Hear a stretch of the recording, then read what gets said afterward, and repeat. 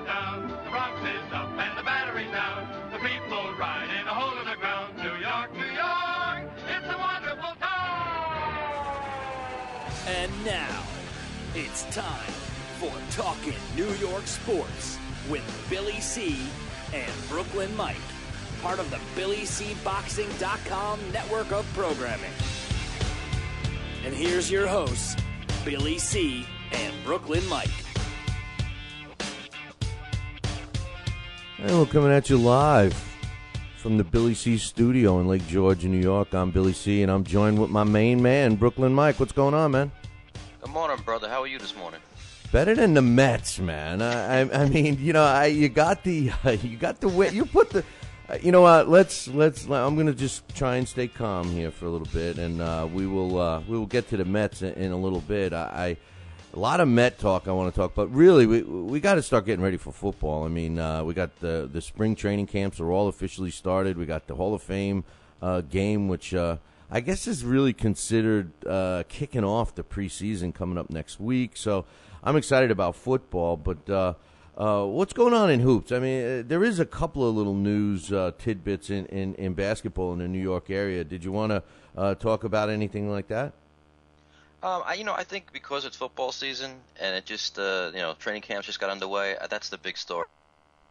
I mean, we should the football. We can hold off on the Mets, which you already brought up, which I didn't want you to bring up, but you did.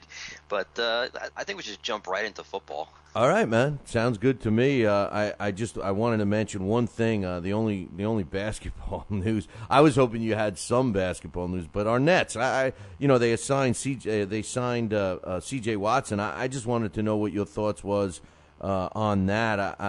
I mean, is this going to help them? Is this just making them a little more solid? Or what do you think about that signing? Oh, probably a little bit more solid. There's no doubt about that. Like we said last week, that this team, I think before the signing of C.J. Watson, has already been established as the team in New York.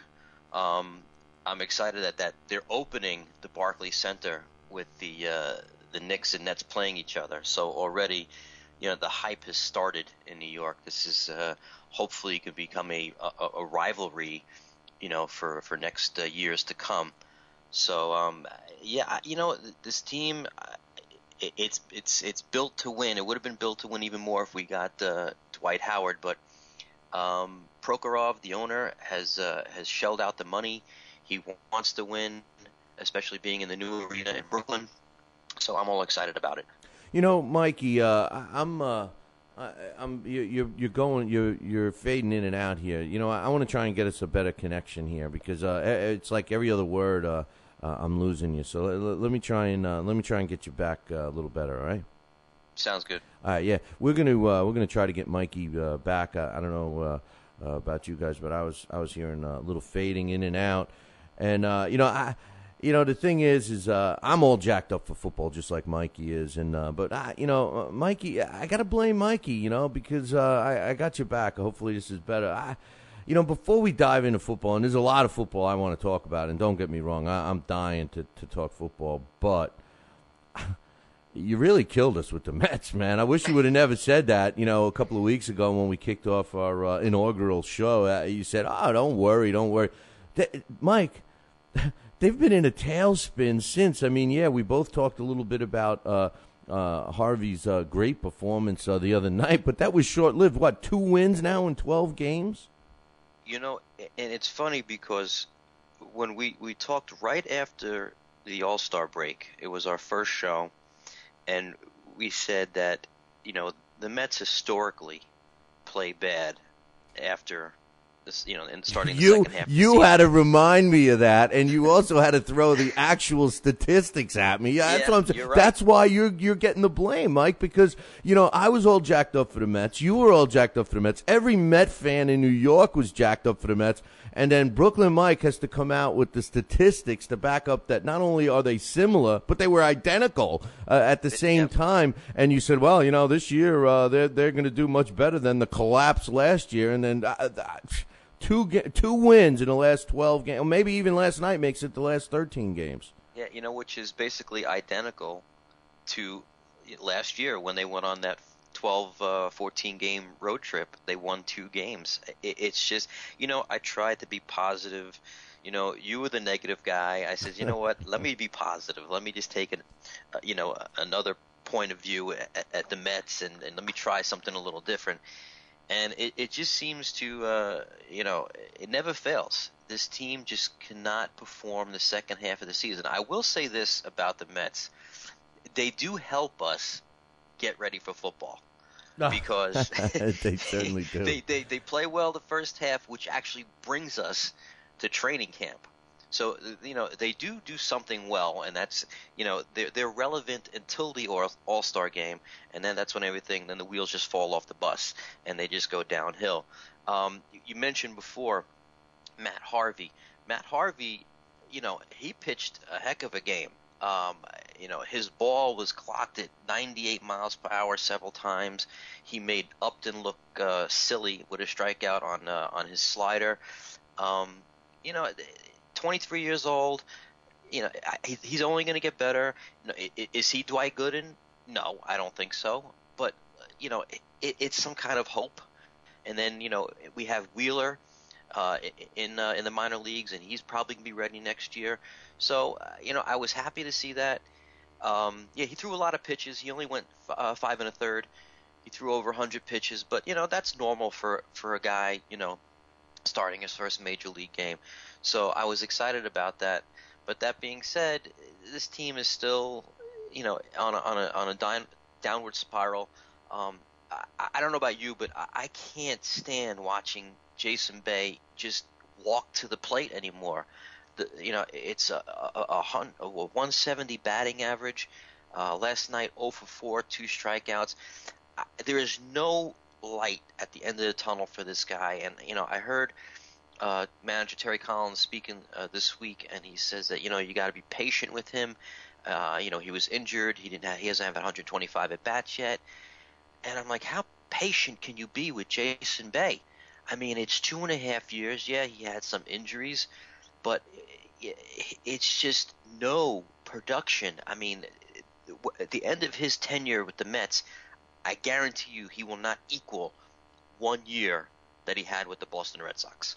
Yeah, there's no question about that, and give him time. I mean, this isn't a rookie, I mean, listen, I'm not going to argue with anything you just said about Jason Bay. I think it's going to go down historically as one of the worst moves the Mets have ever made, and he's just, you said it originally when we first started our show several weeks ago about him and the pickup with him, and it was all about the money. It was all about the signing, and they kind of was stuck with him, and sometimes clubs have to know when they made a mistake and walk away. I know it's a money business and everything else, but Jason Bay, I mean, you could throw the injury in all you want. There's several injuries that he's had, all you want. But the bottom line is this guy has sucked. I mean, I can't come up with a better word to describe it. He's sucked as a Met. That's the end of that. The worst part about it, Mikey, is he's got no value. Who's going to pick him up after watching him in a Mets uniform? I mean, how could you even try to put him the way he was with the Sox if you tried to shop him around or something like that? They're going to end up, the contract's going to end up expiring or whatever, and they're going to cut this guy. That's what's going to happen. He's going to end up being a free agent someplace. He's got to be. Who would be interested in him? At this point, nobody right now. I mean, he has another year on his contract, and he's making $16 million next year. Oh, great! So, I mean, how do you try to unload this guy? There's that old saying that sometimes a new environment, you'll play better, new surroundings. Just like when Yankess joined the White Sox and his numbers started to increase. And there are some guys that are just meant to play in New York, and some are not. And he's one of those guys that's just not meant to be here. Eventually they're going to try and shop him in the off season. I'd be surprised if they don't. And I think with that kind of mindset, they'll hopefully talk some GM into possibly taking him. Will we get the same value for him as when he was with Boston and he was hitting 36 home runs and 118 RBIs? No, but it's no value to us even keeping him on the team. He's already losing at bats right now to right-handed pitchers. I mean, he's being benched.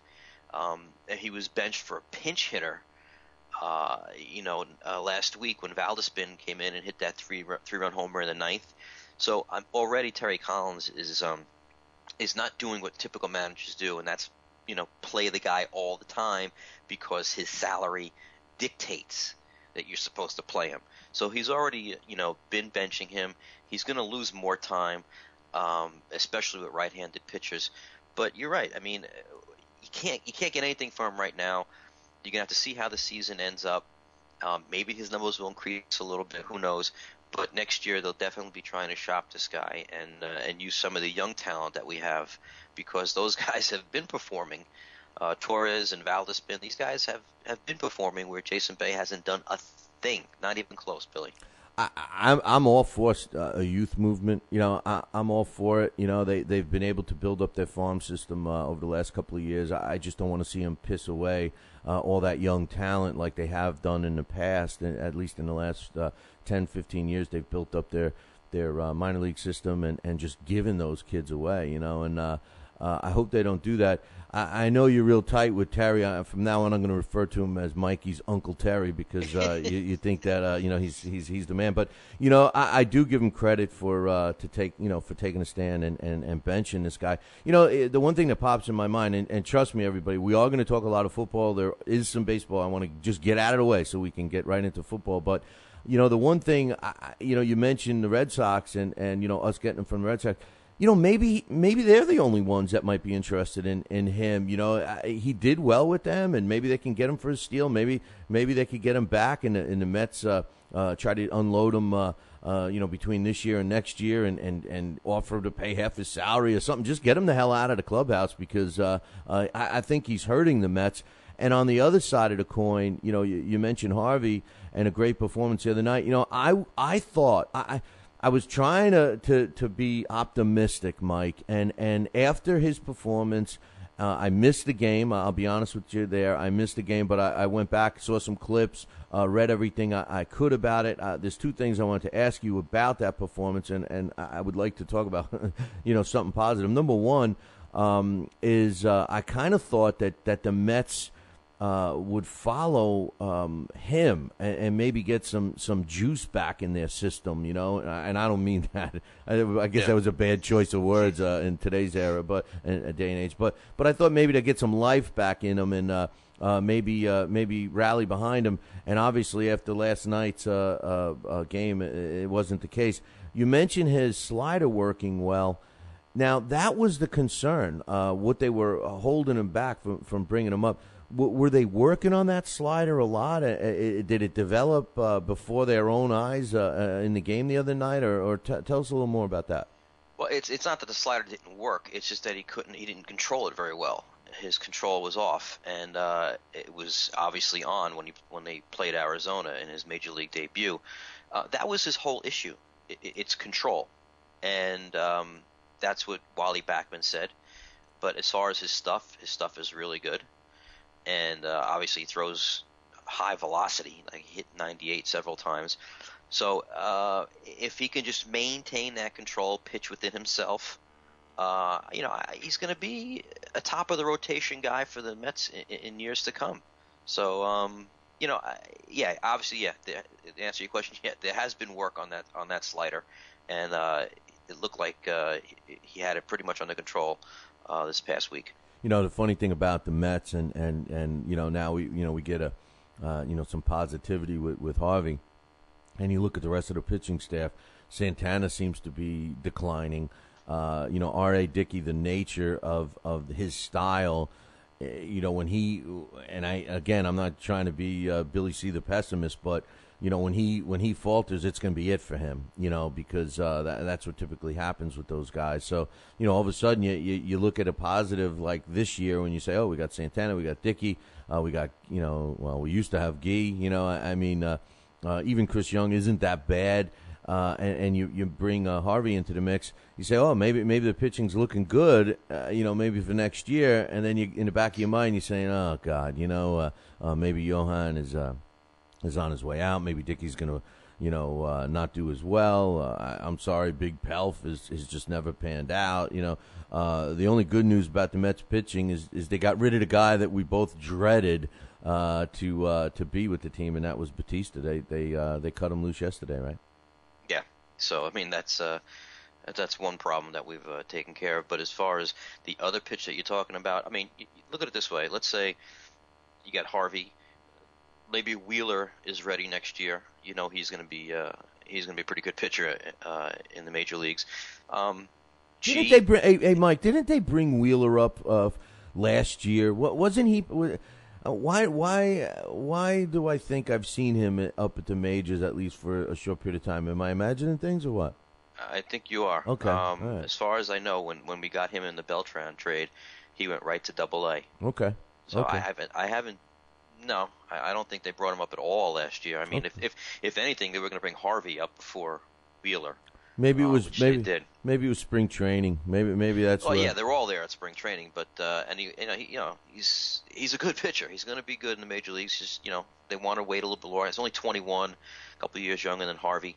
But you're right about Santana. I think next year, I think it's the last year of his contract.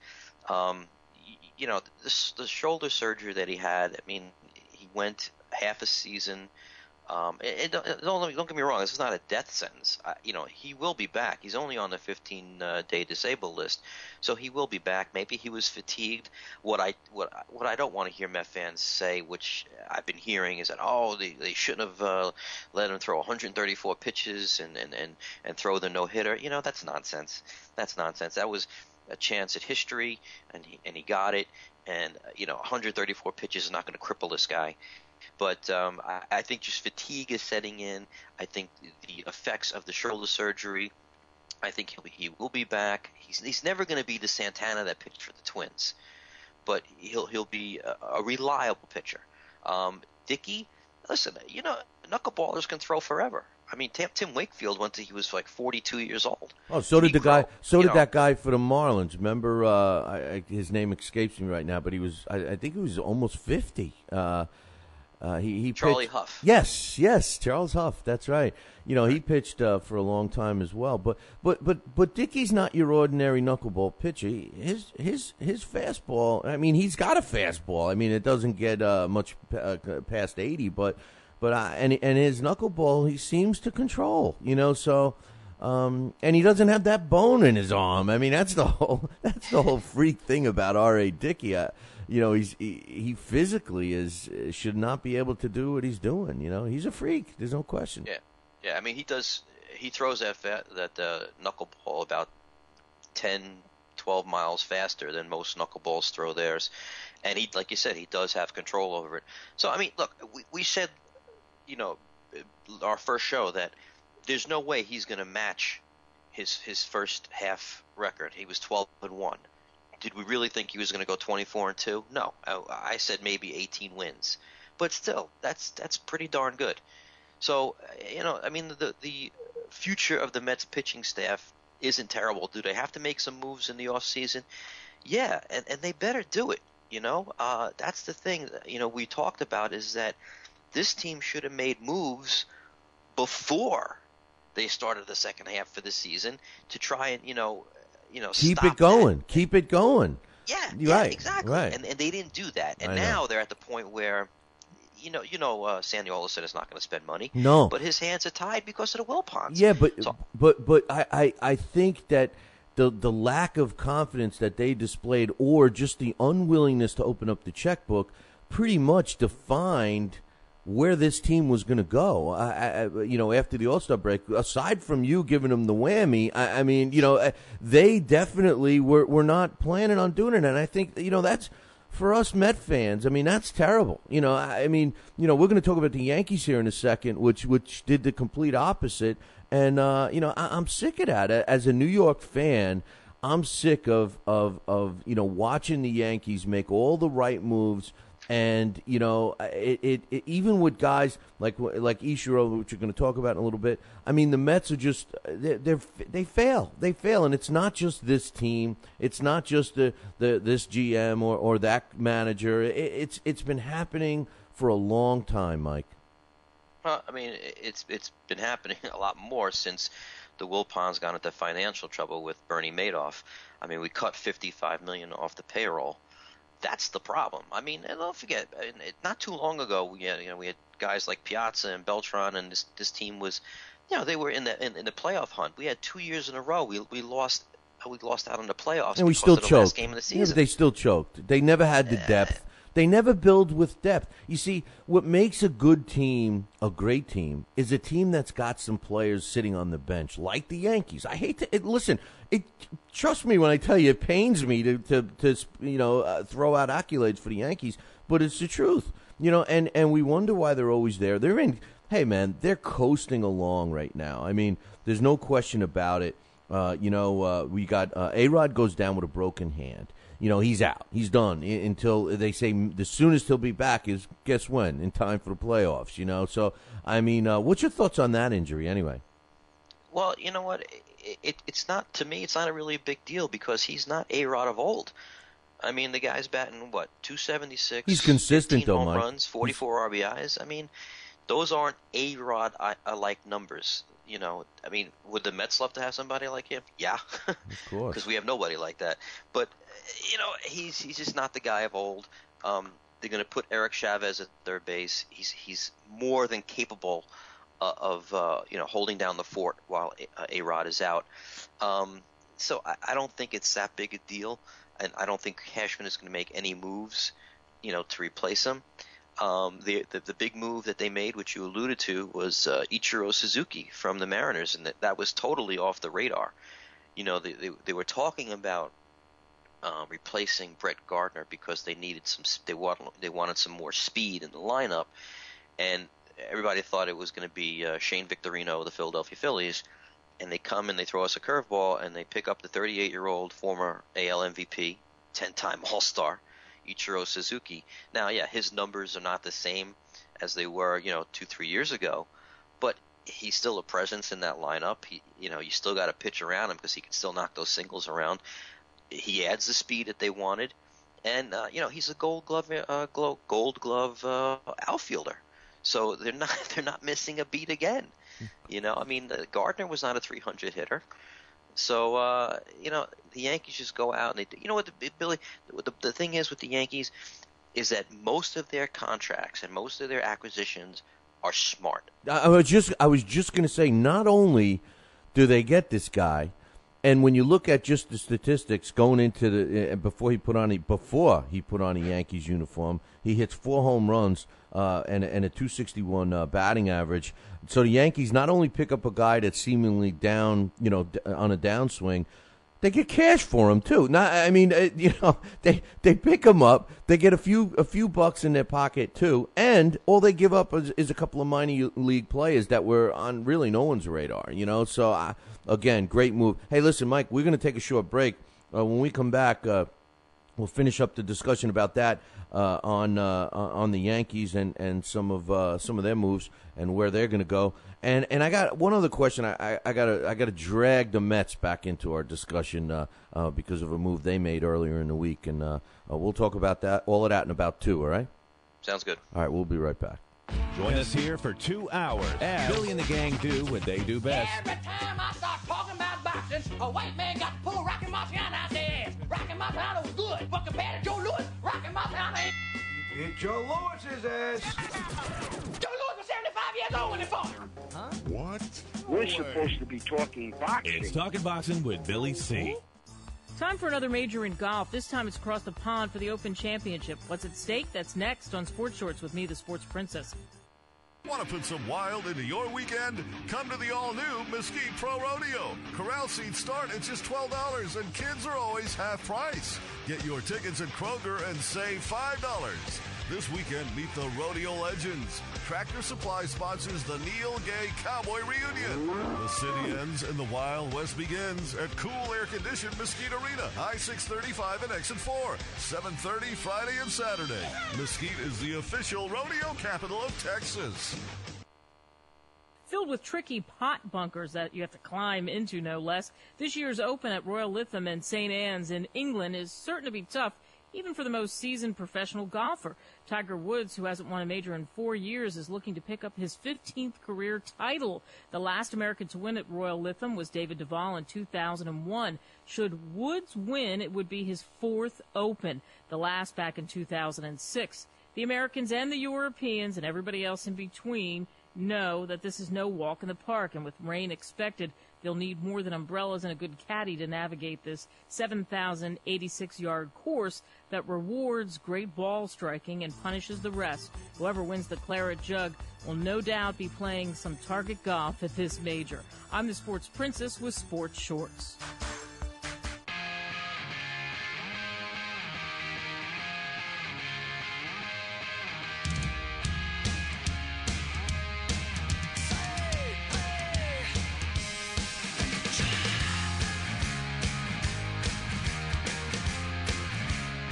And we're back. You're listening to the Talkin New York Sports with Billy C. and Brooklyn Mikey show, and I got Brooklyn Mike on the other line, and we're gonna keep going. You wanted to mention a quick move in hockey. The Rangers, and hockey's my weakest thing. I got to look for you for all the hockey. What is bringing Nash to the Rangers do? Rick Nash, who was a young quality player. I mean, the Rangers needed something, right? Yeah, I mean, Rick Nash is, he's young. He's 28, but he's a 10-year veteran. And this guy was the captain of the, Columbus Blue Jackets. He's a 5-time All-Star. I mean, what he brings is goals. This guy scores goals. And he's played with Gabrick on Team Canada, and they seem to have a very good chemistry. And that's what the Rangers needed. I mean, if you watch the playoffs this year, I think one time they scored more than 3 goals. Defensively, they were probably one of the best in the NHL, but they just couldn't get it going offensively. And this guy brings offense. And they gave up really, very little for this guy. They gave up 2 forwards, Dubinsky and Anisimov, and defenseman Tim Erickson, and a first-round pick in 2013. So, this team is already good, and it's gotten better, and they're still not done. That's the thing. They're still $13 million under the cap, and they're going after Shane Doan, another winger, veteran winger. So, if they land that guy, I mean, if they're not already the favorites to get into the Stanley Cup Finals, they definitely will be. So, it's a great move by the Rangers. He was the premier free agent to land, and they landed him. So, kudos to the Rangers. I'm not a Ranger fan, but it's very funny. You kind of compare them to the Yankees right now because their contracts are all smart, and they're doing well, and they're bringing in these guys that are helping the team. And the Islanders, just like the Mets, they're stagnant. They do nothing. They're last in the. It's terrible. They do nothing, and they haven't done anything since the '80s. I mean, I was a big hockey fan, a big Islander fan during the '80s, and even when they made a couple of little splashes between their golden era to now, but they're just it's all sometimes it makes you wonder, like when ownership and people in charge of these teams, when they just seemingly just don't give a crap. These powers that be, in this case the NHL or in Major League Baseball, I mean, they should step in and say, listen, you guys want this team or not? There's plenty of people out there that would love to own a sports franchise. I don't know. Yeah, they really should. I mean, I agree. I mean, you do have to spend money. I mean, you don't have to spend Yankee money or New York Ranger money, but you do have to spend in order to compete. And especially when you're in the New York market, there's no doubt about that. So that's why it's kind of disheartening that teams like the Islanders and the Mets and they just they're in a bind right now financially, and they're not spending the money. But getting back to the Rangers, again, a smart contract, and they did it without losing. Like they have a young core crew of guys like Ryan McDonough and Michael Del Zotto and Chris Kreider, and they didn't give anybody up. I mean, Dubinsky's a solid player, but he's nowhere near the talent of Rick Nash. No. So this team is just it's gotten better, and if they can score some goals and that defense stays the way it's been playing this past season, they will be the favorites going into the Stanley Cup Finals. You know, you make an interesting point about markets like New York and the extra money that these teams have. You know, they're all part of exclusive television deals. You know, we're not talking about CBS or NBC or ESPN. We're talking about private New York based TV channels that they get an influx of money and stuff, and to not capitalize and be competitive like the Mets apparently, and also the Islanders is sickening. Hey, just to wrap up some baseball, I got some general baseball stuff to talk about, but first let's just jump back to the Mets for a second. Lucas Duda was a real important part of the Mets' success in the first half of the season, and he's in a slump, and they decide to send him to the minors. Listen, I know baseball is all about the statistics, and when a player's going through a bad time, they got to make a move. But really, I disagreed with this move, Mike, and it had nothing to do with his slump. It had nothing to do with his falling numbers. But Duda became a presence on the Mets team, and sometimes when you have a personality or a guy that is important in a clubhouse, and you make a move like this, it's hurting more than it's helping, and that's what I feel. Am I off base? No, this guy has a very fragile psyche. I think this is going to be more hurtful than helpful. I look at this, and was he in a terrible slump? Yeah, he was batting 190. He was 19 for 100 his last 29 games. But overall, he had a 241 batting average and 12 home runs. And I look at a guy like Ike Davis, who today is batting 207. He still hasn't broken out of his slump yet. He's still here. So, I just think that they see Davis in a different light, and they don't feel that Duda is going to be a player like Ike Davis. I mean, he's going to give you some home runs, but he's kind of like that Dave Kingman type, where he's not going to have a high batting average. He's going to hit home runs, and he's going to, loaf around in the outfield. I mean, he's terrible in the outfield. So, and again, like I said, he's got a very fragile psyche. So, I don't see this being very helpful for Duda, and he's just going to, flounder in the minor leagues. And who knows if he'll ever? I don't think he's that good, and he'll ever be that good. He'll be an okay player, but we have enough okay players. We don't have any superstars on this team, except for obviously David Wright. So again, I don't see this as being beneficial to Duda. Yeah, or the Mets. And the one thing I'll say about him is that he seems to thrive in clutch situations, and the Mets haven't put him in that situation lately. He hasn't been, asked to hit that game tying single or crack a home run or something like that. The Mets have been so awful that, he's just as the Mets go, so does Duda, and to keep a guy like Bay, like you mentioned, who practically injures himself again last night running into the wall. His knee is hurt again. They're saying it's only minor. I mean, this guy. In boxing terms, I mean, this guy's looking for a way out of the fight, man. I mean, he's becoming fragile, not only mentally but physically, and I don't know. Talking about the Mets is just depressing. Let's talk about one other thing. I don't really have anything against the Red Sox. I know all of our Yankee fans hate the Red Sox, but they look like a team. Although the fans aren't willing to accept it, they almost look like a team like that they're ready to pull a Mets and think that they're packing in their season, because they made a trade earlier in the week when they sent a minor league. When they sent Brent Lillibridge to the Indians, who are still in the race. What'd you think of that move? Well, I think they are sellers right now, so it doesn't surprise me. The wheels have basically fallen off the bus in Boston. They're 11.5 out. They got clobbered last night by the Yankees. Even with the players that they've gotten back from injuries like Ellsbury and Pedroia and Crawford, they're just not doing it. I don't know if it's Bobby Valentine and they just don't like the guy.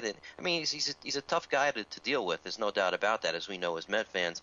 But they're just not performing. There's not one player in that lineup last night that's hitting 300.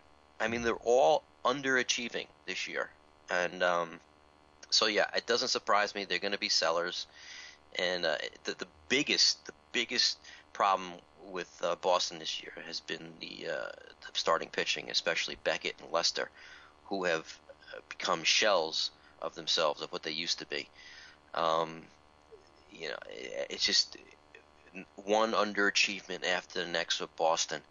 So I think they're pretty much – I think that towel has been thrown in, and if not by the manager, Bobby Valentine, then definitely by the players, because there's nothing left in that team right now. You know, it's funny because they've been criticized for that before, the team. The players throwing in the towel, and they blamed it on a couple of bad apples, but it seems to have spread. So, hey, I just wish they would take Jason Bay back. I think that's what they need. So, but I wish that too. But yeah. Like you said, I mean, what kind of value are you going to get for Jason Bay right now? I mean, I'd take just pathetic. I'd take a couple of cheeseburgers and a few beers to tell you the truth. Just to get him the hell off the Mets. But anyway, hey, listen. One last thing I want to talk to you about baseball, and then we'll move into what we both want to really talk about, the NFL, of course. But did you catch the story? And, the last I knew, there was no definitive reason why, but Cal Ripken Jr.'s mother being kidnapped and driven around for 24 hours. Did you catch that story? Yeah, she was driven around for 24 hours, and she was held at gunpoint. Very strange. I can imagine how shaken up this woman was. But yeah, that came out of left field when I read that. I was like, "What? Cal Ripken's mother is abducted at gunpoint, hostage?" I know. She's back with the family, and everything is okay. But how scary was that? And the thing is they don't have any reason. There was no ransom. She believes that the abductor didn't even realize who she was. It might have just been. That's my guess. Is that it was just a random abduction, and. Could you imagine if she said, "Oh, listen, my sons, Cal and Billy, will give you anything you want"? Huh? What? Who? Right. Could you imagine if he found out, that she was Cal Ripken's mother? I mean, very scary, very scary, very strange. Listen. I don't want to get into a Law and Order episode here, but the thing is this. Usually, and I mean, you would think, when there's an abduction. There's only a handful of reasons why somebody's going to take somebody, and if it's going to be for, ransom or something like that, you know who you're taking, because, you're trying to get money. You're not just going to pick somebody off the street and assume that you could get some money. Then the other more sickening reasons why somebody would be abducted, I can't see how somebody would just randomly pick an elderly woman, and then wonder what the heck they're going to do with this person for 24 hours, then release them unharmed. I mean, it just seems bizarre.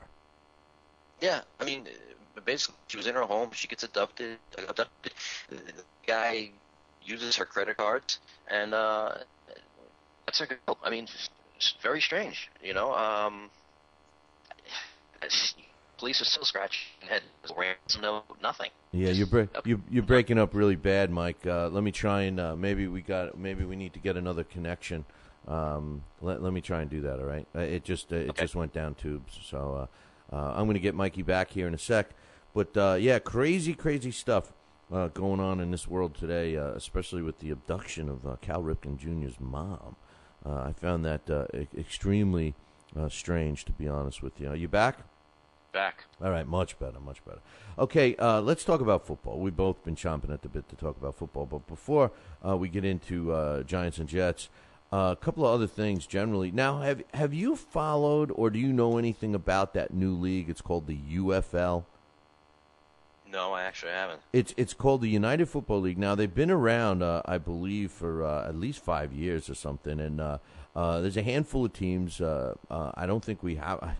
Now I don't even remember. I think when it first started, we did have a team in New York, but I'm not sure we have one right now. But some well-known former coaches like Marty Schottenheimer and Jim Fassel, they're involved with the teams, and apparently they were on the verge of bankruptcy last year. Now they play. They don't try to play in a spring league or anything like that. They play their season really after the NFL starts, and their Super Bowl of sorts is right around when the NFL is getting cooking, like by November and something like that. So it's a very short season, and it was announced over the week that they are coming back for their fourth season. So it's been 4 years already with the UFL, and CBS. They signed a deal with the CBS. To televise their games, which are going to be live on Wednesday and Friday nights. The season is only 8 weeks, and it starts at the end of September. What do you think about that? I mean, we're always jonesing for football. I mean, Wednesday and Friday nights. I hate to say it, but it kind of might fill a void. That's basically you hit the nail right on the head. It just fills a void for this country. Loves football. That is the sport. It's not baseball anymore. It's football, especially now with like fantasy football. I mean, it's just gotten huge. So it's basically to fill a void. That makes perfect sense. Do I think it's going to succeed? No, because what it boils down to is that these are not NFL players. I mean, I'm sorry, there are some, I'm sure, that are on there. Mm-hmm. But, remember, was it the UFL? Was it called the UFL when Herschel Walker was playing? No, that was called the USFL. And that league, I loved that league. I actually had season tickets for the Jersey Generals, which played in Giant Stadium. And that particular league, you see, the reason what makes this league different, I believe, is that they are not trying to actually compete with the NFL. They're trying to almost be like a notch above a semi-pro team, maybe give sort of like what arena football has become, or when they had the European Football League where they were, actually the NFL teams were associated, not that they're associated with the UFL, but, they're not trying to compete with the NFL. The USFL tried to compete with the NFL in a sense. It was a spring league and everything else. I thought that that league was great. I think it was unfortunate that they didn't get the support that they were seeking. But when you stop and think about that particular league, the USFL in the 80s, and you look at the players that eventually went to the NFL and became superstars. You mentioned Herschel Walker. Of course, he was the number one guy. But there were many other players like the Philadelphia Eagles defensive superstar was in the USFL as well. He played for the I believe for the Philadelphia team. What's his name? Was Reggie White? Yeah, Reggie White. Reggie. No, Jim Kelly played on the USFL as well. He played for the Bandits or something. He was great. Yeah. I mean, I loved the USFL. It's a shame that it failed. But anyway, how about I can never say his name. Chad Okachinko. Well, I don't have to say Okachinko anymore. He's back to Chad. It's Chad Johnson. What's up with this guy, man? Well, I tell you exactly why he changed his name back, because his wife refused to be married to a guy with a made-up last name. That's why he did it. So he's back to being Chad Johnson again. She refused to be Mrs. Ocho Cinco, which I think is hysterical. I tell you what, I hope it helps his football career, because he's been doing all kinds of other stuff, and he's been virtually silent in the NFL. Last year he played with the Patriots, and this year he's with the Dolphins. Maybe he actually found a team that could utilize him for what he's got left this year, because the Dolphins are a team that, I'm going to be, not only do I keep an eye on the Dolphins all the time for being a Jet fan, but, the Dolphins have that rookie quarterback, although his really hot wife is getting more press than he is. But, I think Miami team is a team to kind of keep in your sights, because they weren't that awful last year, and the reason why their record indicated that they were was because of the guy we got as our offensive coordinator. I think that he was responsible for the doldrums that the Miami Dolphins went through last year, and sprinkle in some injuries as well. So I think that team is a team to look out for, and I think Chad Johnson may be a nice fit. Yeah, he'll definitely be a better fit than he was in New England. He just was never on the same page with Tom Brady. But yeah, I don't know how big a splash he's going to make over there, and I don't know how good Miami is going to be. Will I think they'd be a better team? Yes. And will it definitely cause problems for the Jets, which they always do? Absolutely. Whether or not they make a run for the division, that's yet to be seen. I still think as long as there are two guys in that division named Brady and Belichick, everybody else is a bridesmaid as far as I'm concerned. It's just that's just the way it is. And but they're going to be a thorn in the side of the Jets for sure. And I'm interested in I love Hard Knocks, so I'm interested in watching that on HBO this season. It's going to be obviously the Miami Dolphins. The Jets wanted to be on again, but I'm so glad they were turned away because we got enough problems and we're a big enough circus as it is. So I'm actually glad that the Jets are not on this year. Yeah, no, me too. Let's save the Jets for last. I don't want to sprinkle in the Jets right now because once we get on the Jets, we know we're never going to leave. They're quicksand for both of us. But let's mention a little parallel with the Jets. Jonathan Vilma, who seems to be one of the front runners with the lawsuit with the NFL and the New Orleans Saints. They still haven't made any decision with him, but some interesting stuff yesterday. The NFL finally listened to some statements from other people, and their claim, the New Orleans Saints claim that they basically digested and evaluated the data incorrectly, and their witnesses or whatever you want to call them that came in and was speaking to him yesterday in court. Did it shed some light on this situation? Do you think that anything's going to be retracted, or is this just a team that is just trying to save face? No, I think that I'm thinking that his one season ban is going to be reduced when all is said and done. I think it's going to be reduced to maybe 8 games. So that's what I think is going to come out of this. To be honest, I don't think when Roger Goodell, put the hammer down that he really had, strong evidence. I think a lot of it was hearsay on Goodell's part, and you know how Goodell is. I mean, he loves that position of power of being the commissioner of the NFL, and he's really slammed the hammer quite a few times since his tenure. So I just think there wasn't enough evidence for him to do. I thought it was harsh. Well, I heard some of the audio tapes of their defensive coordinator saying, go out there and I want you to really kill this guy. Well, you know what? We say that all the time. I mean, in football, you're watching a game. Oh, kill him! Take their head off.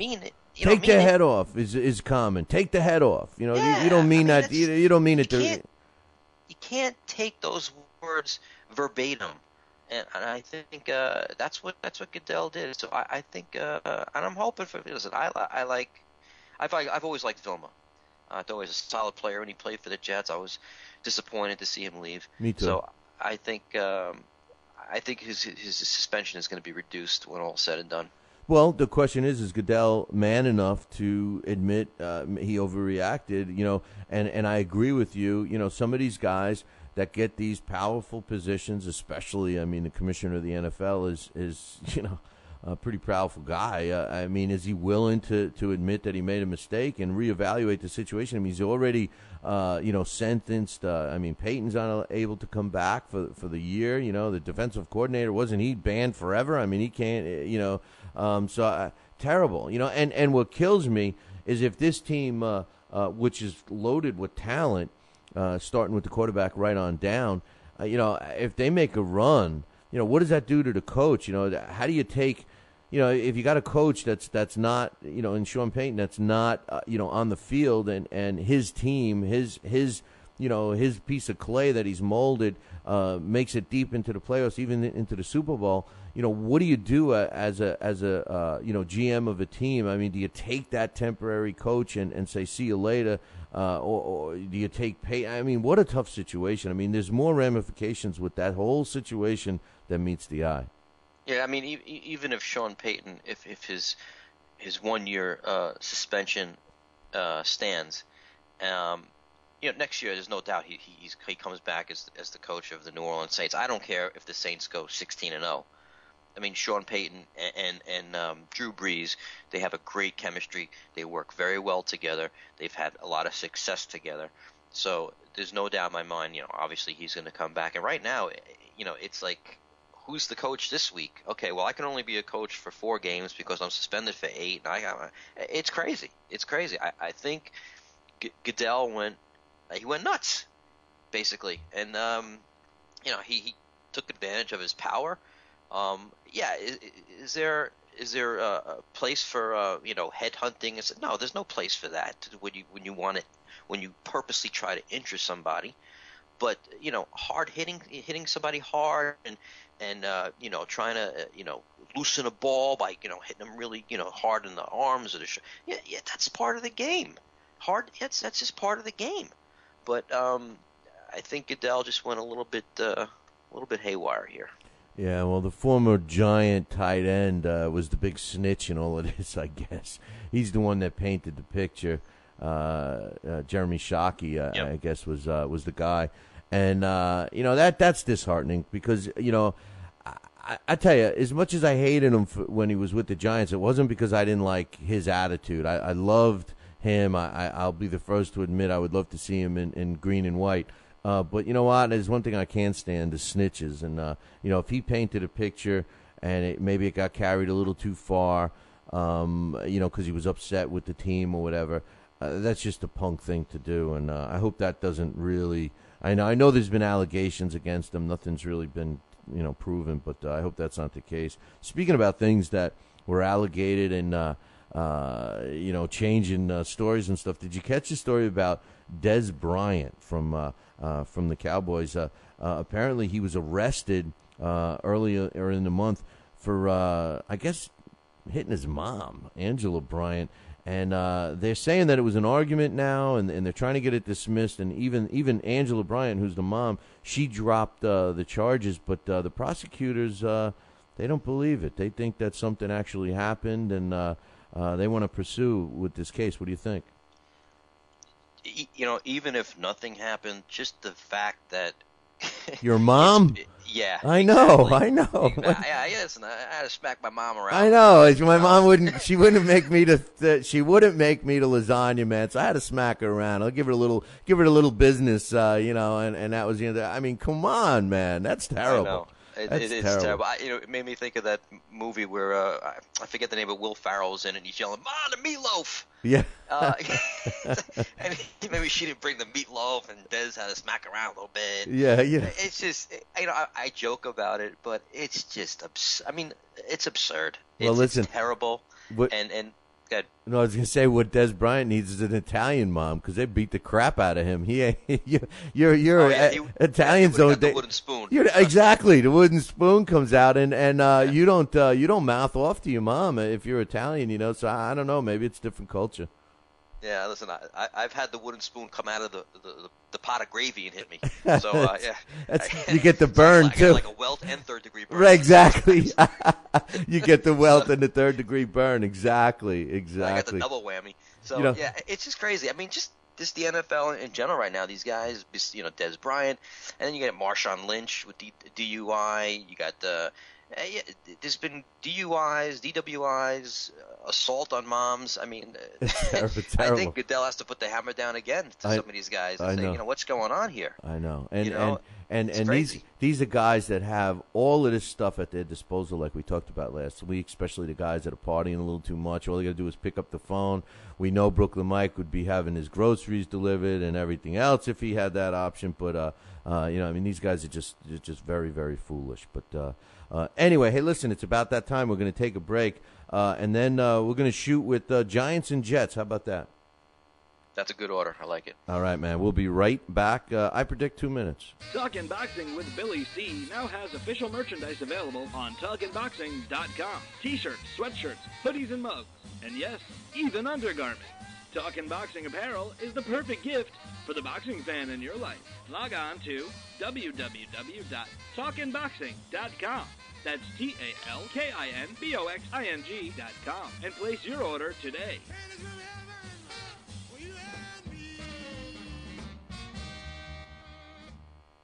We've got a great matchup tonight. Fighting out of the left corner is the #1 ranked contender. No, he is not. I'm sorry, but who are you? I am the IBO computer. I am programmed to provide only fair and unbiased boxing rankings. This fighter is the number 15 ranked contender. Fair and unbiased boxing rankings? That's a new concept. Actually, it is not. The IBO has provided unbiased computerized rankings for many years. Well, we've still got a great fight tonight, folks. In the left corner is the number 15 ranked contender. The IBO, the champion of integrity. Learn more at IBOboxing.com.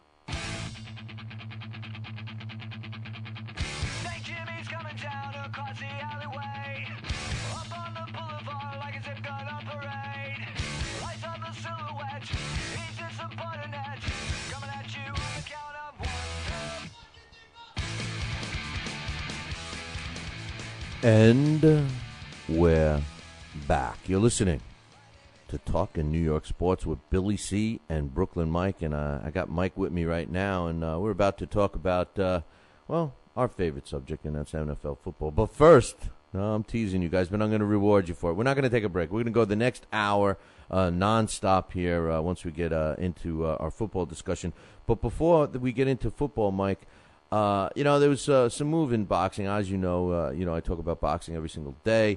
And there's kind of a generalized news story that I think is important to talk about. And I think it's good for boxing. And that's, music mogul. And he's very successful in a lot of other areas of business. He was, a lot of people may not know, but he also was one of the first investors in the vitamin energy drink or water. Vitamin water. Yeah, vitamin water. But 50 cent. I learned how, my boxing listeners taught me how to say it's not 50 cents. It's not 50. It's 50. It's 50. 50 cent. He's a boxing promoter now. He's licensed in New York, and he's waiting for his license to go through in Nevada. He's teamed up with Pretty Boy, or Money, however you want to call him, Floyd Mayweather, who's due to get out of the slammer next week, 1 month early than he was supposed to. I think he's going to make an immediate impact on the sport, Mike. Right now, the sport of boxing really, you could say in theory, has three major promoters in Golden Boy, Top Rank, and Don King, although Don King has really slipped, so really there's only two. And I think the very first event that 50 Cent gets involved in is going to catapult him into the top three positions as far as that upper echelon of boxing promoters. What's your thoughts on 50 Cent getting into the boxing biz? 50 Cent is going to make a huge impact. I mean, it's not like a guy going, just an average Joe going to get his boxing promoter license. This guy is well known. He comes with plenty of money. You alluded to the vitamin water. Just off the vitamin water alone, he made $400 million. So he's going to make an immediate impact. He's going to be competition for Oscar and for Bob Arum. And I don't know if you heard about the tweet war between him I called and it Oscar tweet. and I called it. I said, hey, most people know they've heard of street fighting. Well, this was tweet fighting between him and Oscar the other day. Yeah, he was calling him a girl, and it's just it's that thug mentality that Fitty brings. And but as far as do I think it's good for the sport? Yeah, I agree with you. I do think it's good for the sport because he's already attracted. Obviously, he's gonna have Floyd as his main meal ticket. He's gonna. Well, they're partners. And he's gonna promote all of his fights. He signed Yankess Gamboa. Yeah. He signed Andre Durrell. Yeah. And mark my words, not far behind, because he is a Floyd Mayweather wannabe, is Adrian Bronner. I'm not sure. I'm not sure. You don't think so? Well, I have a feeling, and I was saying this on the show the other day, I have a feeling that, they say copying is the greatest form of flattery, but I think he's pushing it too far with Floyd. And as a matter of fact, I suggested that Floyd really mock the fact that Adrian is copying him, and I wanted Floyd to go out and find himself. You know Flavor Flav? Yeah, you know how Flavor Flav wears that huge watch, that clock on around his neck. It's like the size of a old Ben. I mean it's huge, right? I think that Floyd should go out, and I think he should get a big brush, oversized brush, like the size of Flavor Flav's clock, right? And I think after his next fight, or even when he comes out on the ring, he should mock Adrian Bronner by brushing his hair with a big old brush, and I think that'll get the message across to Bronner to ease up a bit. But I'm going to say that I'm just guessing here, and I haven't heard anything. Floyd hasn't obviously said a word because he's been incarcerated. But I'm guessing that he's flattered by it. I'm guessing that because this guy wants to be Floyd Mayweather so badly that I think Floyd feels when he comes out, I bet he's going to feel like an older brother, and he's going to take this guy under his wing. And the fact that this jerk, this idiot, wore a free Money May T-shirt walking into the ring the other night, he said, "Are you kidding me? You want to free a guy another guy who smacked around a girl? I know. Oh, real tough guy. So in front of his kids, in front of the kids, and he had and he had the bodyguard preventing the kids from running to get help. I mean, that's a whole nother story. I can't even stand it. But I think you're forgetting one thing, and you make a valid point. But I think you forget one thing about Floyd. Floyd wants the attention. Floyd, and one of the things with Floyd is if he doesn't have the top billing in the news, then he does something crazy to put himself back there. And when he and Pacquiao, when we actually thought that those two were going to fight, as soon as Pacquiao gets in the news, bam, Floyd does something crazy, mocking Orientals or whatever, So, I mean, I don't know. We'll have to wait and see. You may very well be right. This guy may already be part of the team. Who knows? He certainly fights with the same defensive style. So, anyway. Let me say this one last thing about this is that, Floyd always wants to be the center of attention, but let's be real. Is that he's coming towards the end of his career, and a guy like Broner is going to keep him in the spotlight because this is my young pup, this is my guy. We promote him. This is the young Floyd Money May. He's going to keep this guy. He's going to keep Floyd where he wants to be, and which is the spotlight. If everything I say turns out to be true, he will keep him in the spotlight. And right now, he is no threat to Floyd. Floyd's not going to see this guy as a threat. Yeah, is he talented? Yeah. Does he have a ways to go? Yeah, absolutely. Because I'm waiting for him to fight somebody that's going to give him a challenge. Again, very much like Floyd Mayweather. Fighting guys who he's twice the size of. Right. I don't see Floyd thinking this guy's a threat, and Floyd is coming towards the end of his career. He's 35 years old, 36 years old. He's going to keep Floyd in the spotlight with Fitty, and I think eventually you're going to see this trio get together. I think 50 will be the guy that keeps Floyd in the spotlight, because Floyd will not only still be the major player in the boxing side, but now Floyd opens up his arena to other stuff, some stuff that 50's involved in. So we'll have to wait and see. Definitely 15 pounds lighter as of right now is Adrian Bronner compared to Floyd. So the probability of those two meeting in the ring is virtually impossible. So you could have a point there, but yeah, I don't think that's never going to happen again. He was like Floyd's 35, and Adrian's just fine. He's going up to 135. So. Yeah, I mean, he could probably fight at 147. I think he came into the ring that night about 147, 148. He was just huge. Yeah. His wingspan and his arms are just massive. That'd be good. Hey, frame. There's a good one for Floyd. Fight him, but Floyd can go down in weight. Floyd is very comfortable. When he fought at 154, it wasn't even 154. He weighed 147 fight night. So, I mean, that I guess maybe it is closer than we think. But I'll tell you what I hope is an improbable thing, and that's the Giants repeating as Super Bowl champs. They kicked off their spring camp or their preseason camp or whatever you want to do it. And Manning, who's been criticized for not really being the leader that he should, it seems that maybe 2 Super Bowl rings, maybe he's finally got this guy ready to stand up and take control of this team the way the media at least thinks he should. Outside of playing on the field, he was quoted as saying, "Hey, this team needs to improve big time." What's your thoughts? I think the media, is looking for a rah-rah guy, a guy that gets into your face.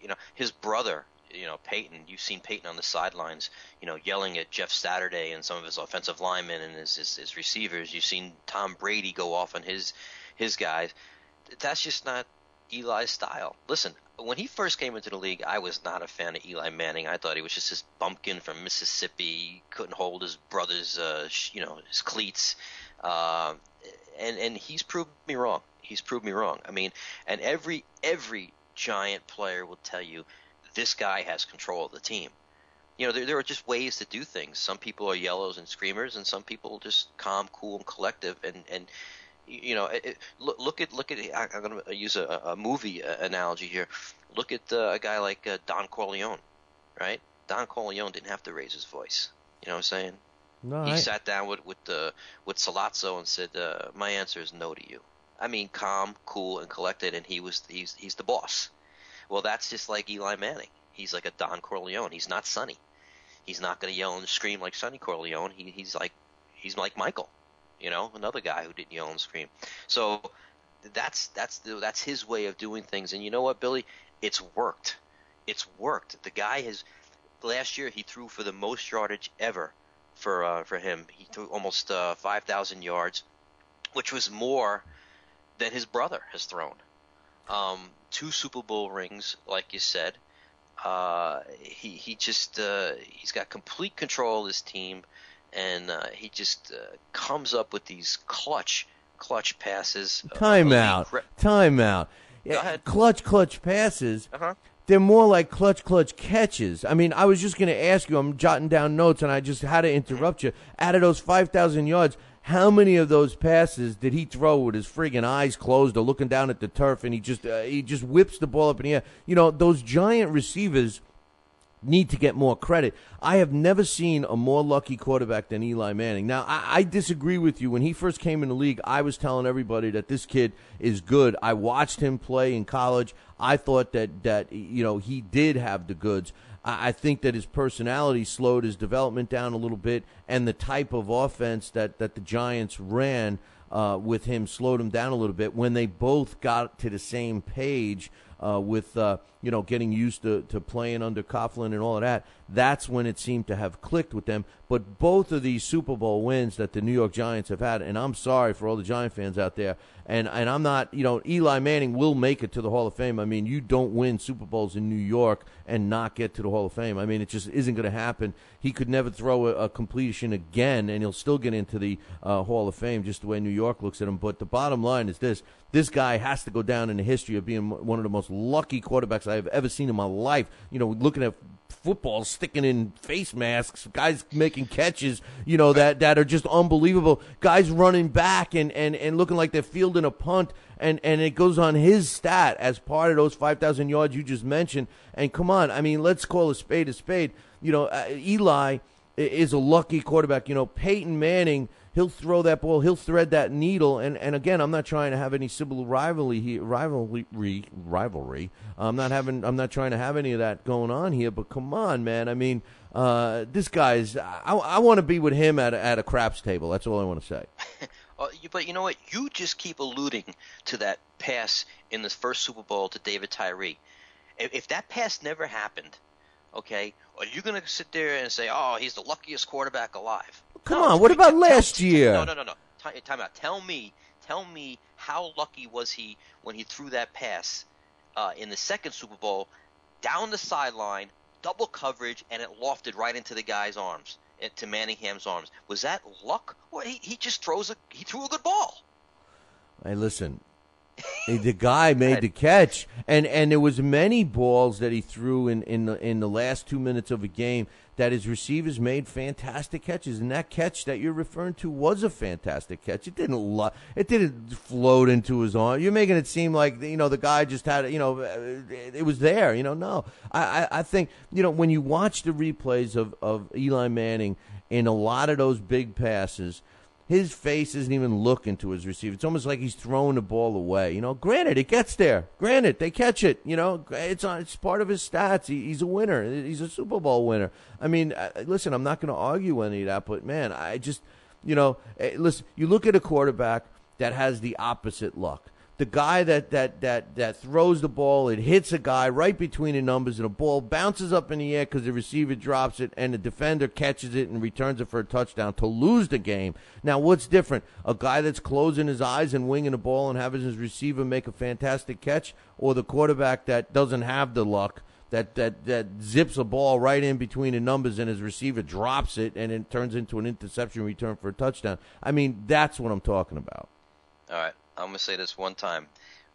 When we're done with our show today, I want you to go and watch that videotape of that pass in the last Super Bowl. Why are you going to make me relive that? Because it's listen, I don't like the Giants. I can't stand the Giants, but obviously I'm being a little bit more neutral here than you are, my friend. You have to watch that. That was a perfectly thrown pass. You could not throw that pass any other. He caught him in stride. He didn't have to jump. He didn't have to stretch out. He didn't have to catch it against his helmet. That was a perfectly thrown pass, and he was on the back. His foot was on the back of his own end zone. Yeah, wasn't that when he's winging it? One more thing before we stop talking about Eli. 15 fourth quarter touchdowns last year, league record. 6 come from behind wins in the fourth quarter. That's clutch, my friend. Yeah, well, it's luck too.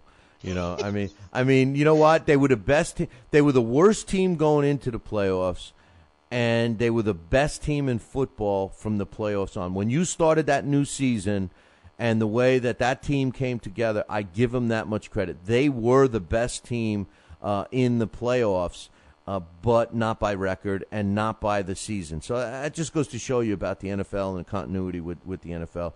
One other thing that Eli made a point about was that he's real high on the 2 of the draft picks that the Giants grabbed, and that was their running back from Virginia Tech, David Wilson, and a LSU wide receiver, Ruben Randall, who I think are going to make immediate impacts on this team.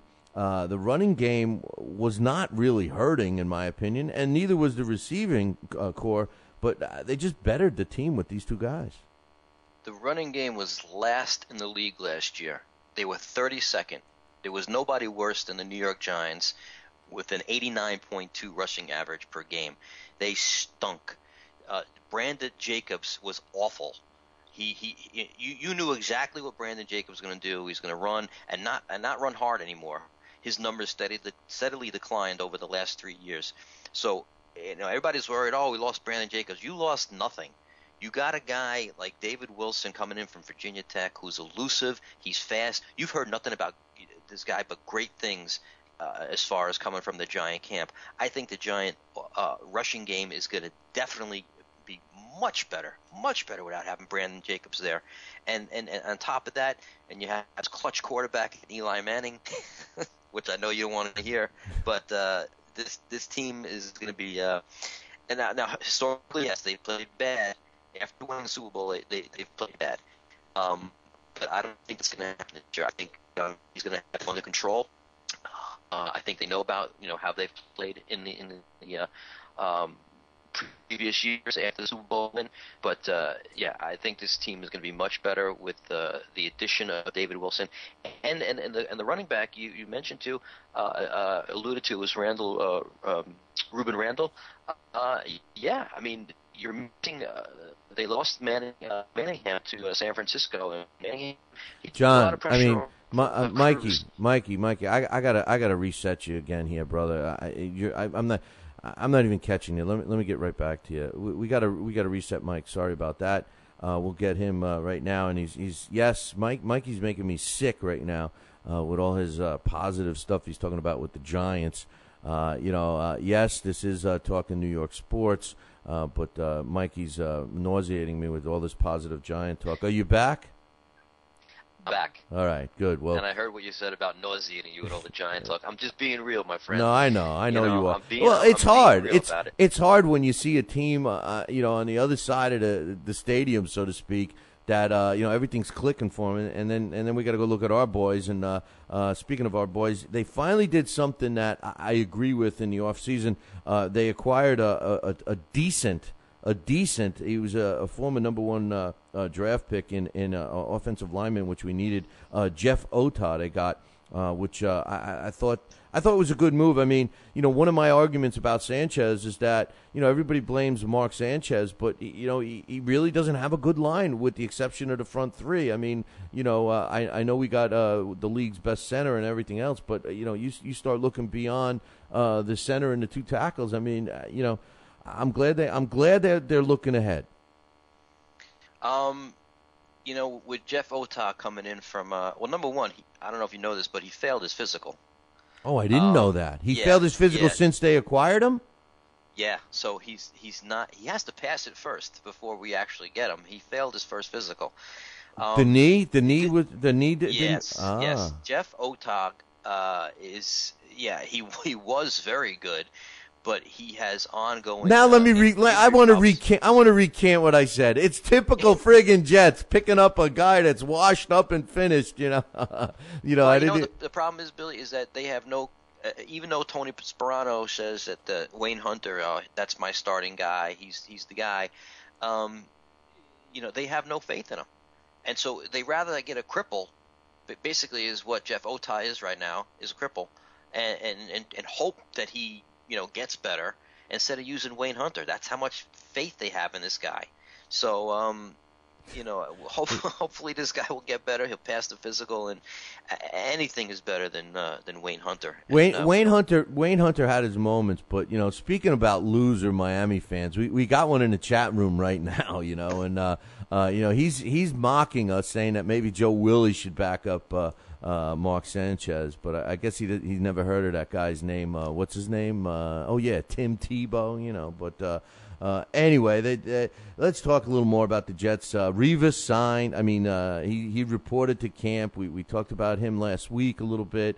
I just think he's a spoiled brat, and he had to report to camp, Mikey, because if he didn't, I think that the same stuff would happen with him. What is it? 3 times out of 4 seasons, or 3 spring trainings out of 4 that this guy was in some kind of a contract dispute. Yeah, he's held out twice, and even though he reported to camp, I did a little investigating, and he wanted to hold out again. He sat down with his management team, and basically, the reason he's in camp, and the only reason, is money, because he got a $1 million reporting bonus. So all he had to do was report to Jet training camp, and that's another $1 million in the bank. If he didn't report, he loses that, plus he loses $30,000 a day. And if he didn't report, automatically, yes. I thought this is great. I talked about this last week. I love that about the Jets contract. Go ahead, tell us. Yeah, the Jet contract is what Mike Tannenbaum put in the contract, is that if Darrelle Revis did not report to camp, his contract gets extended 3 years for a total of $9 million. $3 million a year, which is basically a slap in the face to Darrelle Revis. Right. So he had no choice but to report to camp. When he signed the contract with the Jets, it was front-loaded. He made $32 million the first 2 seasons. And he said that the Jets, after 2 seasons, they promised to renegotiate.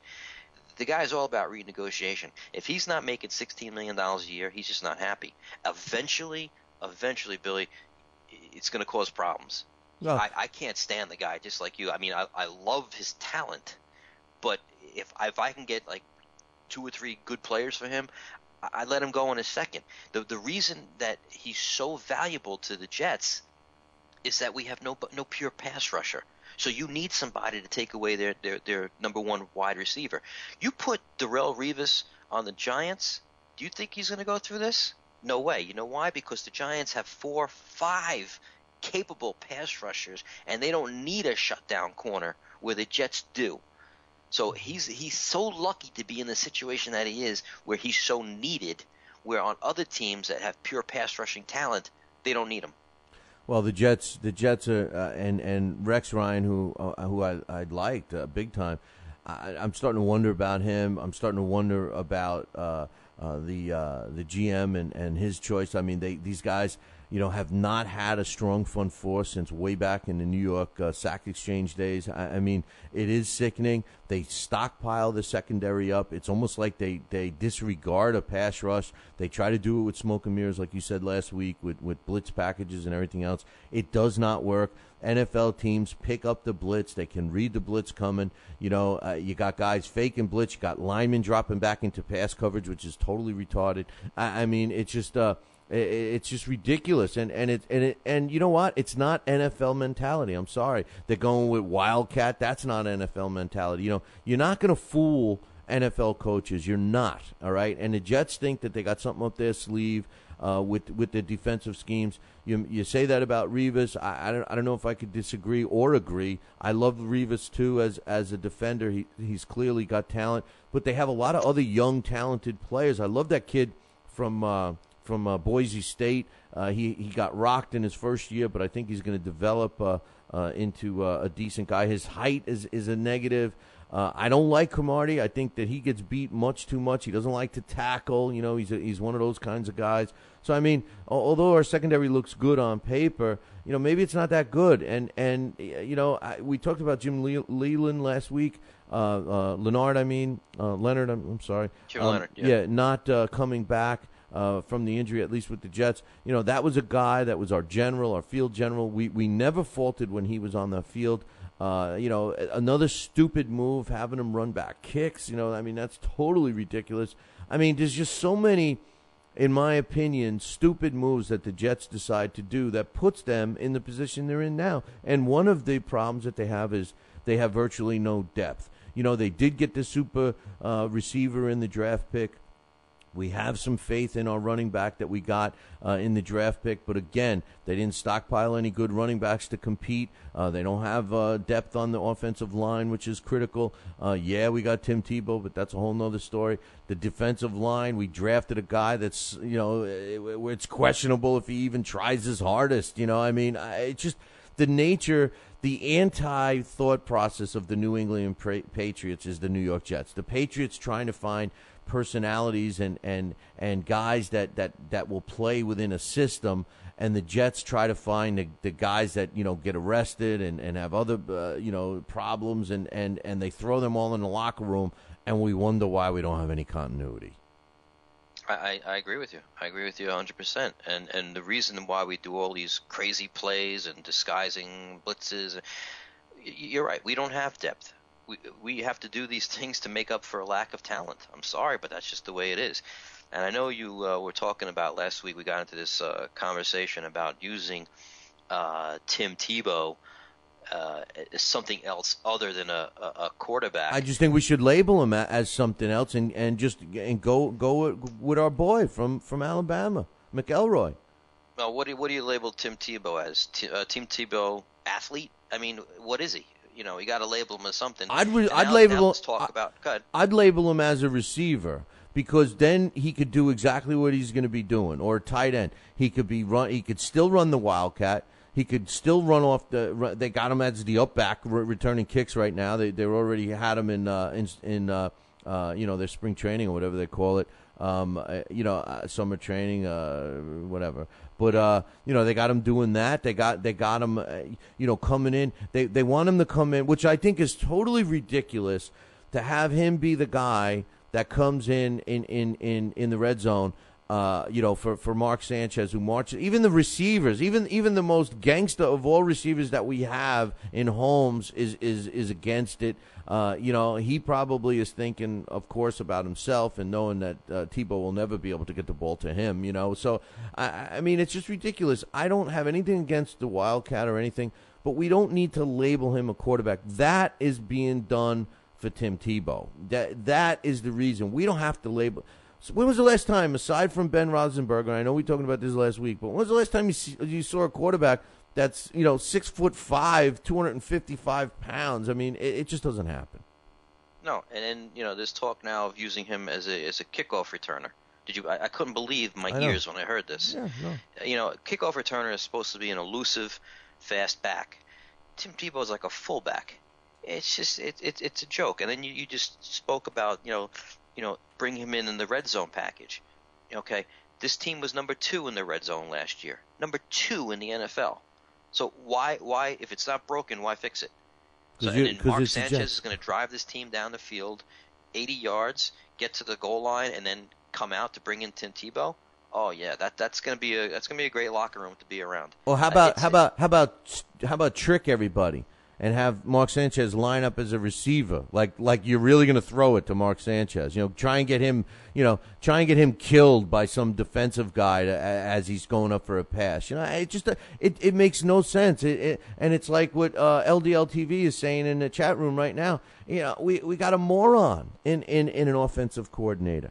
We got a total moron. The guy, you hit it on the head last week, Mikey. The guy has never been successful anywhere. He was a failure as an offensive coordinator. He was a failure as a Dolphins head coach. So where does he end up? Of course he ends up on the Jets, just like the bum guy with the leg. I mean, it's a joke, and it's embarrassing, especially when I'm a Jets fan, diehard Jets fan.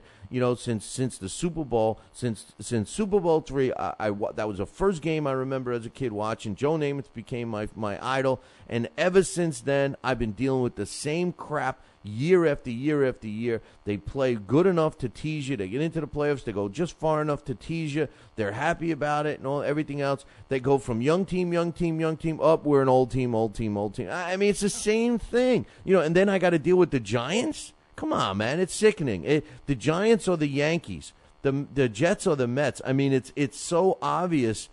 I think it's time for me to make a change. Well, let me ask you this. All right, let me ask you this. Where do you see the Jets finishing this year, record-wise and in the division? Honestly, right now, Mike, I got if the Jets can finish 500 this year, I would be not that I would be happy, but that wouldn't shock me at all. As far as a player in the AFC East, I find it difficult. As far as a player in the AFC, come on, I'm just like everybody else. It was very strange to see Peyton Manning in a Denver Broncos uniform, but I guarantee you, as sure as you and I are talking right now, if that guy stays healthy, the Denver Broncos will be a major player in the AFC this year.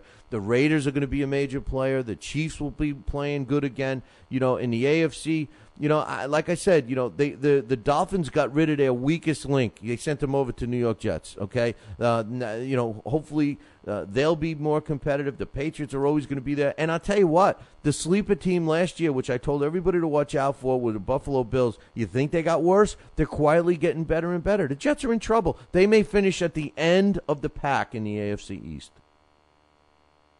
That's a very good possibility. I think they'll finish ahead of Buffalo because I have no faith in their quarterback, Fitzpatrick. I think he's terrible. Yeah, but they're giving him some weapons.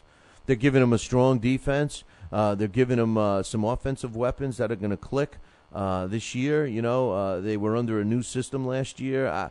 And they signed the best defensive lineman out there. Yeah, they gave him from Houston Texans. They gave him they gave him a $1 gazillion. Listen, the Buffalo scares me the most out of all the teams in the AFC because the Jets always have a hard time with Buffalo, and listen. Look at Buffalo. Look at the teams that they play the best against. They're all in the East, and if I'm any team playing the AFC East, I don't want to play Buffalo. No, I mean they always give the Jets. Anytime there's a division rival, it's always a tough game. I mean Buffalo could be 0-10, Jets be 10-0, and they could easily beat them. I'm just looking at just the first 5 weeks of the schedule for the Jets. Listen, before I'm going to interrupt you. My friend asked me about the first 4 games. I predict they're going to go 1-4.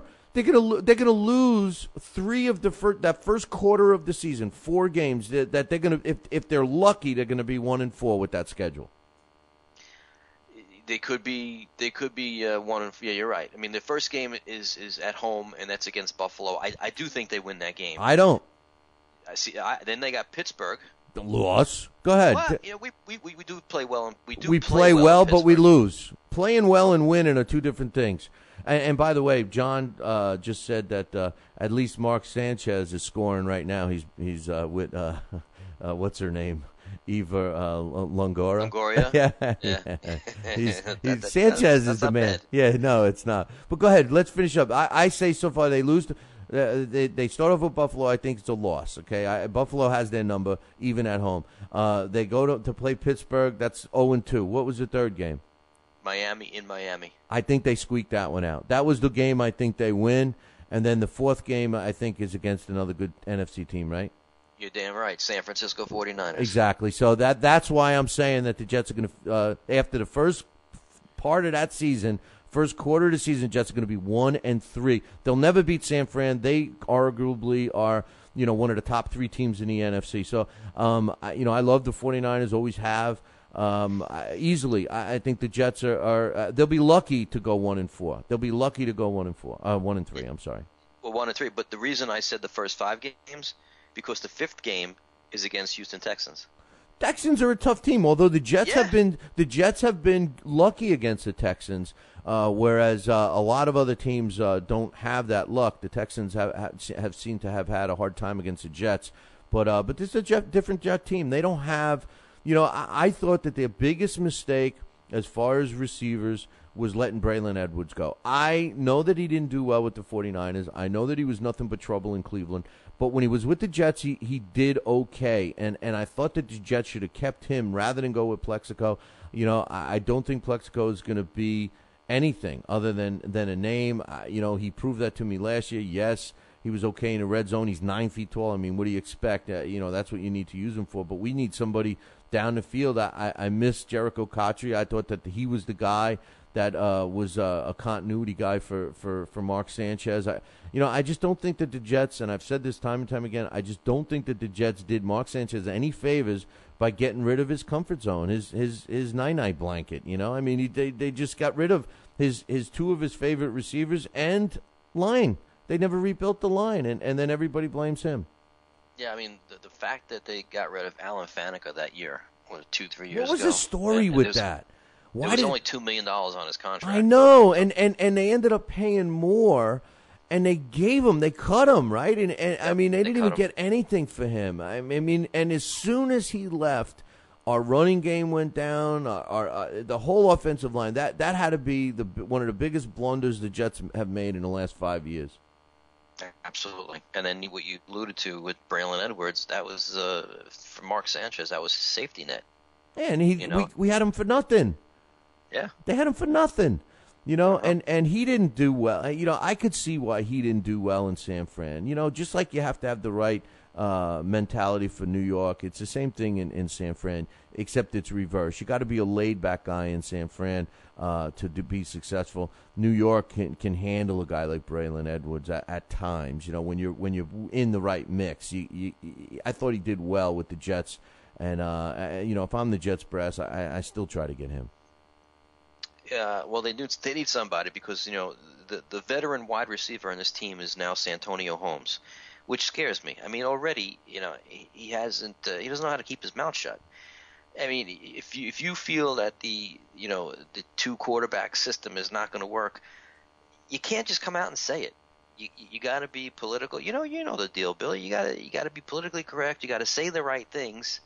And this guy just not know how to keep his mouth shut. And already you could see the difference in Rex Ryan in that, number one, he took the captain's status away from Santonio Holmes. So he's no longer the captain of the team. Secondly, what Rex Ryan didn't do in the past, now he's starting to do.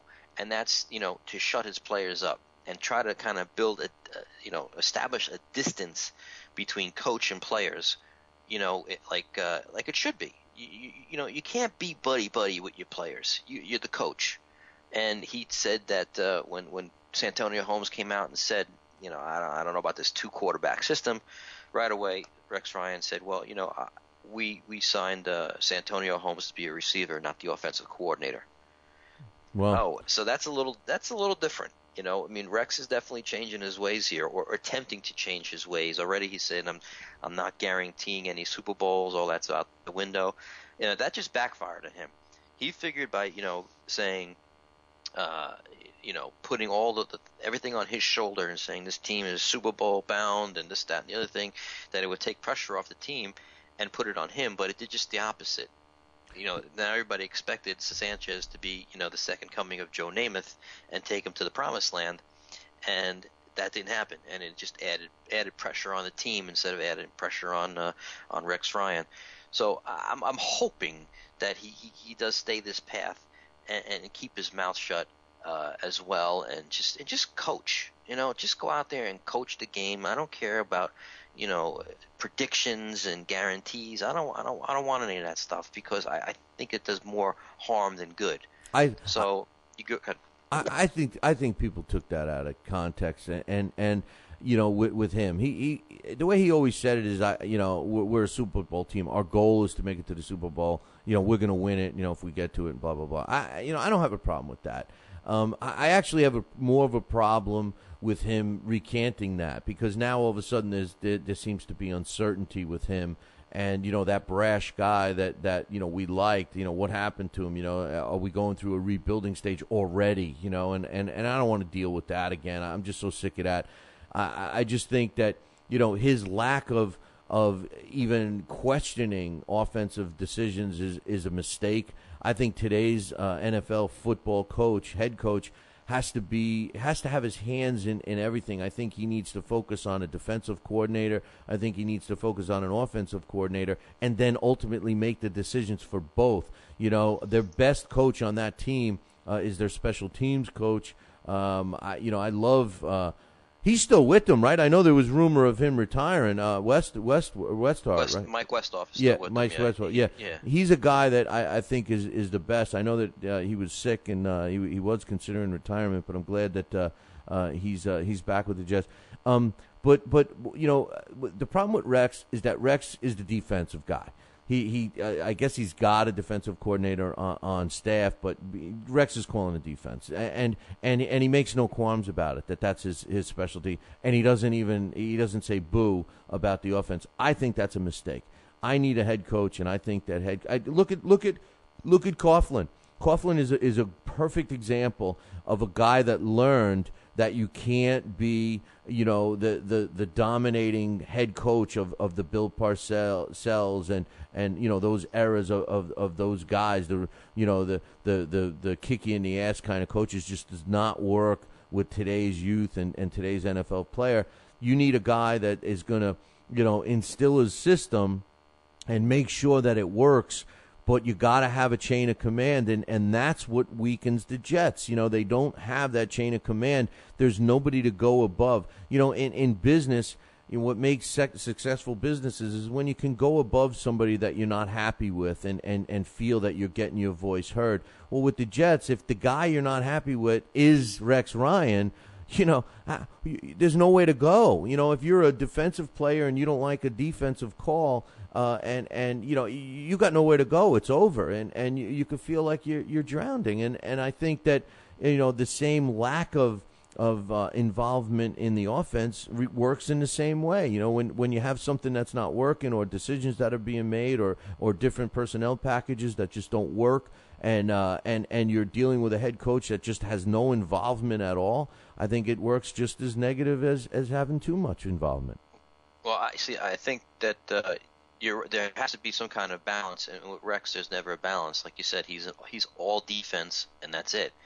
I think even though you and I disagree about this offensive coordinator, Tony Sparano, I feel that Rex prefers this kind of guy as opposed to Brian Schottenheimer.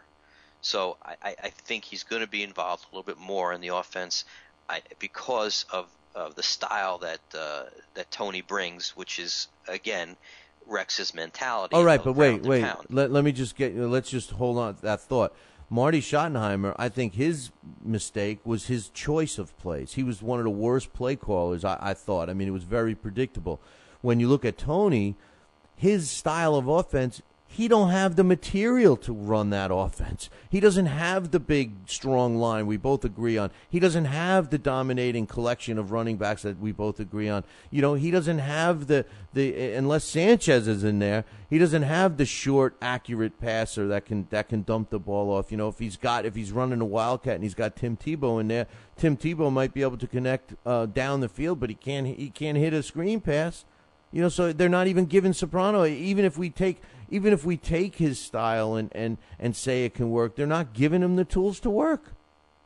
Yeah, I mean, I don't think I think that Brian Schottenheimer took a lot of heat last year. What did I say, Marty? Did I say? Yeah, you said Marty. Oh, well, but that's same his dad. thing. But I think there were games that he called that were just fantastic. Yeah, did he have some clinkers? Yeah, absolutely.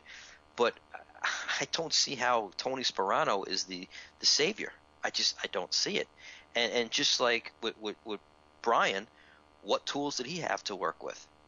You know, I think. But he was innovative. I liked he had some good plays, but he wasted them. I think he didn't call the right play at the right time. I think that was his demise. And he took a lot of the heat for the same reason Sanchez did. No line, no running. I mean, what are you supposed to do? Well, Sanchez is not the kind of quarterback that can carry a team. I mean, not yet, at least. He needs a strong line, and he needs a strong running game. I hate to allude to this, but again, the Giants finished last in running last year. Do you think that Mark Sanchez could thrive on a team that finishes last in running? No, he needs a running game. There's no doubt about it. Well, how about giving him a couple running backs then? Well, how about giving him? How about giving him? How about move up and in the draft and get Trent Richardson? Why didn't they? But, that guy. He was the guy that I dreamed about wearing. I mean, I'm a big Alabama fan. In college, that's my team. I like Alabama. I like Boise State. I like a handful of college teams. I love college football. Don't get me wrong. I love it all. But the bottom line is, that was the guy. That was the guy that I dreamed about being on the Jets, and not even a close move to getting to him. Why not, take a team and invest in a guy, a premier, strong, durable guy like Trent Richardson. He was the guy. He was the guy for Alabama for 3 seasons. I mean, forget about the Heisman with what's his face. Forget about that. It was still Trent Richardson running the ball. He was the workhorse. And the Jets needed a guy like him. He was a bigger version of Thomas. You're the guy. The reason you said that the Jets running game went downhill is when they got rid of Thomas. Look at Trent Richardson, same style but bigger and stronger. Could you imagine him in Jets colors, man? Come on.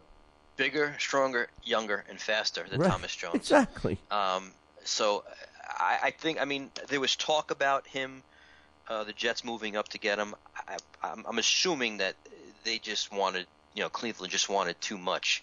I mean, the Jets would have had to go from, I think they drafted 16, and Cleveland drafted third. Maybe get rid of Revis. Maybe they should have considered a Revis move or even a Holmes move. Cleveland. You're right. Cleveland is rebuilding. They would have done. You know what? Cleveland. When you look at players like that and you look at overall teams, sometimes, and Bill Parcells was great at doing this, and Bill Belichick is a genius at doing this, where you trade a guy like that has so much value, that brings a collection of talent to your team, and in one sweep you're bettering your team so much. And Cleveland would have been very smart to try and maneuver either a high-profile receiver like Holmes or a secondary guy like Revis from the Jets for Trent Richardson.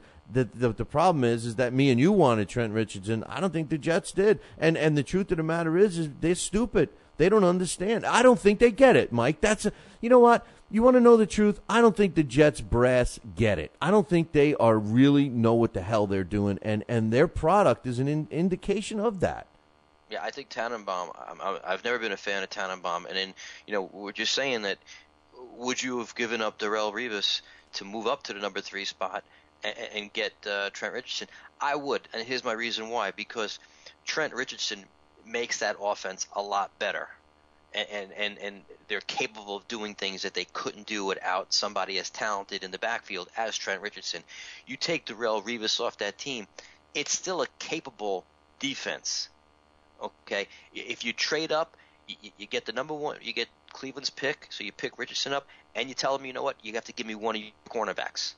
Give me somebody capable. So, I mean, it's not going to be a shutdown corner. Or get a couple of get a number 2 draft pick. I mean, listen. Everybody always puts emphasis on that number 1 draft pick, and occasionally when you get a guy like Trent Richardson or a Peyton Manning or an Eli Manning or what have you, okay. But more often than not, the sleeper draft picks are the superstars in the NFL. We've seen it a million times. I mean, it just happens a lot, and I think that's another issue that you hit on. The Jets, I don't think they know how to draft. I think that this year's draft, with the exception of the guy they got from Georgia Tech, the stud receiver, I think was marginal at best. Hey, the jury's still out on our superstar defensive lineman. The only person that's saying that he's not a quitter and a guy that's lazy is his mother. And I guess maybe he smacked his mom around like Des Bryant did. I mean, I don't know. Yeah, he went to the school of Des Bryant and right. told his mother what to say. Listen, you're right. The jury is still out. You know what? What scares me about the Jets and their first pick of Quentin Coples is this guy the next Vernon Golston? That's what scares me. Now, Vernon Golston came out and nothing was said about his work ethic. He had a great work ethic in Ohio State, but he came here and he just couldn't perform for whatever reason for the 5 years that he was here.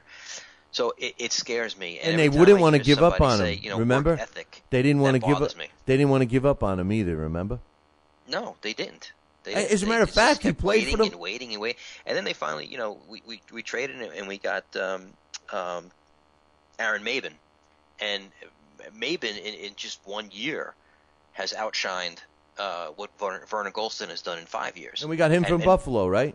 Yeah, and Maben was a guy that, he on Buffalo, he was their Vernon Golston basically.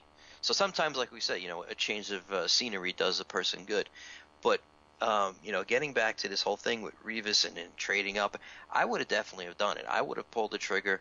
And you trade him, you get Richardson, you asked him for either a cornerback or you asked him for maybe a guy on the defensive line who has some success at rushing the passer, because that's basically why Revis is so valuable on this team, is because we don't have that. So yeah, I mean, I was so disappointed when we didn't move up. I think if the Jets had the 4th, the 5th, the 6th pick, I think it would have been feasible. But because the pick was 16, it was just too far back, and I'm sure Cleveland just wanted everything for them to get that number 3 pick. Listen, it still goes back to guys like coaching philosophies like Bill Belichick, where he takes and he's looking for the personalities. The Jets, I'm not taking anything away from Revis and his talent. I love him, as far as his talent goes. But he's obviously a guy that has become about himself, similar to Holmes. Those are the kinds of players I don't want on my team. And that's why they're good for trade bait. The Jets have filled their team with those guys. And that's why they're not going to win. They're not going to have a successful, because once the going starts getting tough. Hey, if I'm right and the Jets open that first quarter of the season 1-3, or in the first 5 games, 1-4, potentially 1-4 after the first 5, you think that we're not going to start hearing cries and bitching and moaning from Holmes and even Revis? Of course we are. And immediately, there's going to be controversy. We're all waiting for the controversy with Sanchez and Tebow. We all know that's coming. And it's just it's a season that I'm dreading, Mike. I'm dreading for this season to start. As being a New York Jet fan, I'm going to be focusing on other teams, and I mean, it's a shame. And if I'm a Jet. If I'm a Jets brass guy, I have to look at the personnel. I have to start reevaluating who I have as the pillars of my team. and start making some moves. I agree with you 110%. A guy like Trent Richardson changes that offense, makes that offense different. Their defense, maybe they could have went and got a couple of blue-collar defensive guys, maybe bloister that line the way they should. They do have some secondary. Their linebackers are okay. Maybe focus on that. You get a guy like Trent Richardson on a team, and your offense you can forget about for a little while. Now focus on defense. Every other draft pick you end up with, defense. When they do that, it's all secondary. They end up drafting. I mean, if you look at the last 3 defenses under Rex Ryan that were in the draft, the majority of the players that they picked were all secondary players, I mean playing in the secondary. I just don't get it. I mean, he builds his team around a strong secondary, which is good to have. But like you said last week, who would you rather have? Would you rather have the Giants front 4? I certainly would. I'll take the Giants' second and third string defensive linemen over the Jets starters any day. I mean, the Jets line has been they've been terrible over the last 15 years. Yeah, I mean, the reason why he's drafting all these secondary players is because they need help to cover the receivers because we don't have nobody that can rush the passer.